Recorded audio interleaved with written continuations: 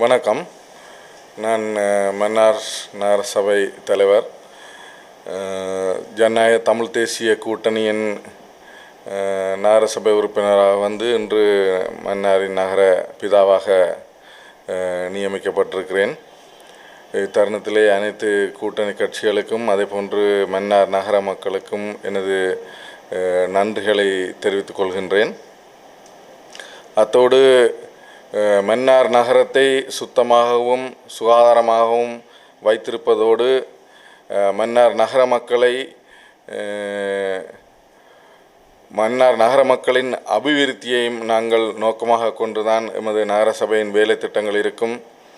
அதன் முதற்கட்ட பணியாக மன்னார் நகரத்திலே குப்பைகளை அகற்றுதல், அதேபோன்று வடிகால்களை அமைத்தல், உள்ளக வீதிகளை அமைத்தல் போன்ற விடயங்களை நாங்கள் முதற்கட்டமாக மேற்கொள்ள இருக்கின்றோம். நான் பல பிரச்சனைகளை இந்த 4 நாட்கள் தான் நான் காரியாலயத்திற்கு ஆனாலும் இந்த 4 நாட்களில் மன்னாரின் நகரத்தில் உள்ள பிரச்சனைகள் தொடர்பாக நான் கண்டறிந்துள்ளேன். முக்கியமான பிரச்சனையாக மன்னார் பொது விளையாட்டு அரங்கு மிகவும் பழுதடைந்த நிலையிலே காணப்படுகின்றது. அதை உடனடியாக சீர் செய்து விளையாட்டுத்துறையை ஊக்குவிப்பதற்கான நடவடிக்கையை மேற்கொள்ள வேண்டும். எனவே அதற்கான வேலை திட்டம் இன்று ஆரம்பிக்கப்பட்டிருக்கிறது. மைதானத்தை ஒழுங்குபடுத்தி கொடுப்பதற்கான நடவடிக்கைகள் ஆரம்பிக்கப்பட்டிருக்கிறது. அதேபோன்று உள்ளக வீதிகளை உடனடியாக புனரமைத்து எமது மக்களுக்கு வழங்க வேண்டும். பெரிய கமத்திலே வடிகால்கள் அமைத்து கொடுக்க வேண்டும். அதேபோன்று எமில் நகர் போன்ற பகுதிகளிலே தாழ்வாக இருக்கின்ற பகுதிகளிலே வெள்ளத்தினால் மிகவும் பாதிப்பு அடைகின்ற இந்த கிராமங்களிலே உடனடியாக வடிகால்களை சீர் செய்து கொடுக்க வேண்டிய ஒரு தேவை இருக்கிறது, அமைத்து கொடுக்க வேண்டிய தேவை இருக்கிறது. அதையும் நான் இனங்கண்டிருக்கிறேன். அதேபோன்று உள்ளக வீதிகள் அனைத்தும் பழுதடைந்திருக்கின்ற நிலையிலே நாங்கள் அதை சீர் செய்து கொடுக்க வேண்டும். அதேபோன்று தரவங்கோட்டை கீரி வரையிலான பாதை மிகவும் பழுதடைந்திருக்கிறது. அந்த பாதைக்கான நிதி ஒதுக்கீடு என்ற வேண்டுகோளுக்கு இணங்க 55 மில்லியன் ஒதுக்கப்பட்டிருக்கிறது. அந்த பாதைக்கான வேலைகள் ஆரம்பிக்கப்பட்டிருக்கின்றது. அதேபோன்று 16 மில்லியன் ஒதுக்கப்பட்டிருக்கிறது. பாலத்திற்கு கீழாக உள்ள நிலப்பகுதி, அதாவது இராணுவ பரிசோதனை இடம்பெற்ற அந்த பகுதி நாங்கள் உல்லாச பயணிகளை ஈர்ப்பதற்கான வேலை திட்டங்களை ஆரம்பித்திருக்கிறோம். அந்த இடத்திலே அதற்கான அனைத்து செயற்பாடுகளும் நிறைவடைந்திருக்கிறது. வருகின்ற 5ஆம் 6ஆம் தேதிகளிலே அந்த வேலை ஆரம்பிக்கப்பட இருக்கின்றது. முதற்கட்டமாக நடப்பாதை அமைத்து அதிலே நடைப்பயிற்சி செய்வதற்கான ஒரு அழகான ஒரு வீதியை அமைக்க இருக்கின்றோம். அதேபோன்று அதிலே அவர்கள் களைப்படைந்து இருக்கும் பொழுது அதிலே அமர்ந்து இருப்பதற்கான சில கொட்டகைகளை அமைக்க இருக்கின்றோம். அதேபோல் உல்லாச பயணிகளை ஈர்க்கும் முகமாக அந்த இடத்திலிருந்து கப்பல் பயணம், அதாவது கப்பல் சவாரி செய்வதற்கான ஏற்பாடுகளை செய்வதற்கான ஒரு சிறிய கப்பல் கட்டும் ஒரு சிறிய துறைமுகம் மாதிரி ஒன்றை அமைப்பதற்கான திட்டமும் இருக்கின்றது. அதை நாங்கள் மேற்கொள்ள இருக்கின்றோம். ஆனால் இவை அனைத்தையும் செய்வதற்கு உண்மையிலேயே எமது நகர சபையிலே வளங்கள் பற்றாக்குறையாக இருக்கின்றது. இங்கே இருக்கின்ற ஜேசிபி இயந்திரம், அதேபோன்று உழவு இயந்திரம், அதேபோன்று வாகனங்கள் மிகவும் பழுதடைந்த நிலையில் இருக்கின்றது.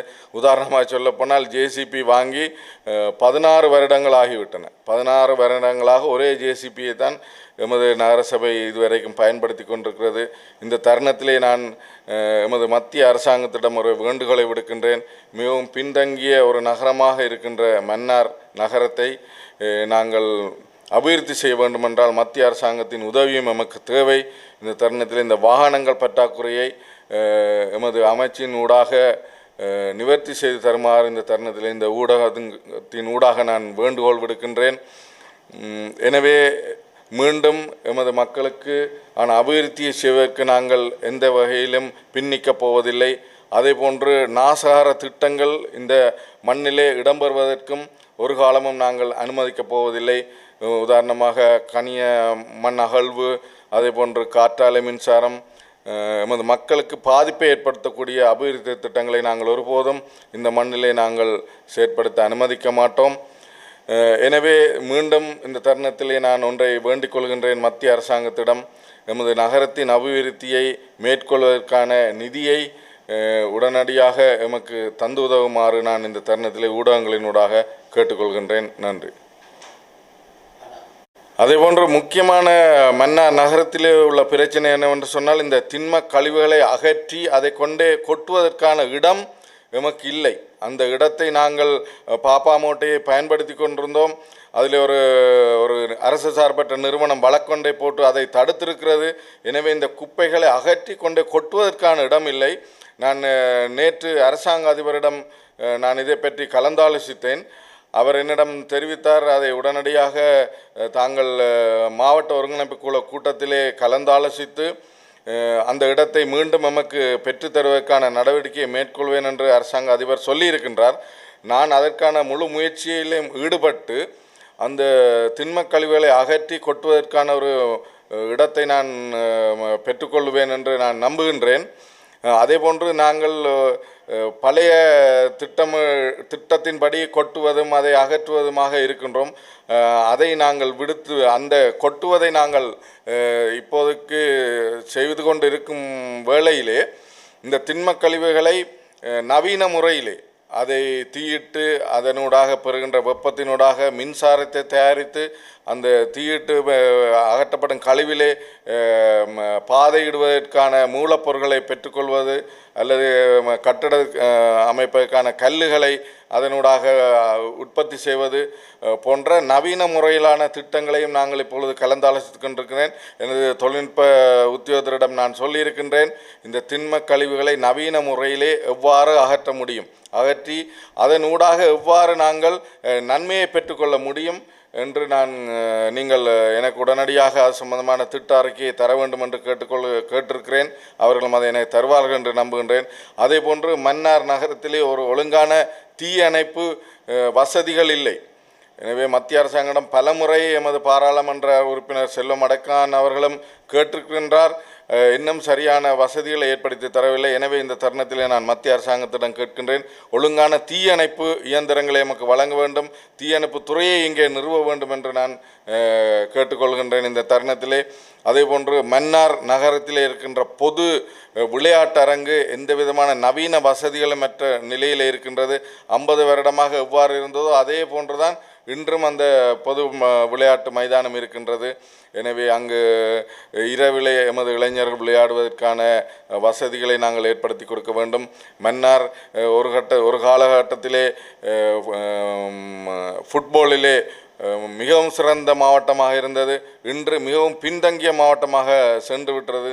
எனவே இதற்கான காரணங்கள் இளைஞர்களுக்கு விளையாட்டு வீரர்களுக்கான வசதிகள் இன்மை என்று நான் நினைக்கின்றேன். எனவே மன்னார் நகரசபைக்கு உட்பட்ட அனைத்து விளையாட்டு அரங்குகளையும் ஒழுங்கமைத்து கொடுக்க வேண்டும். எனவே இந்த தருணத்திலே மத்திய அரசாங்கத்திடம் கேட்டுக்கொள்கின்றேன், விளையாட்டுத்துறையை மன்னாரில் அபிவிருத்தி செய்ய வேண்டும் என்று சொன்னால் இந்த மைதானங்களை புனரமைத்து கொடுக்க வேண்டும். எனவே அதை தந்து உதவுவார்கள் என்று நான் நம்புகின்றேன்.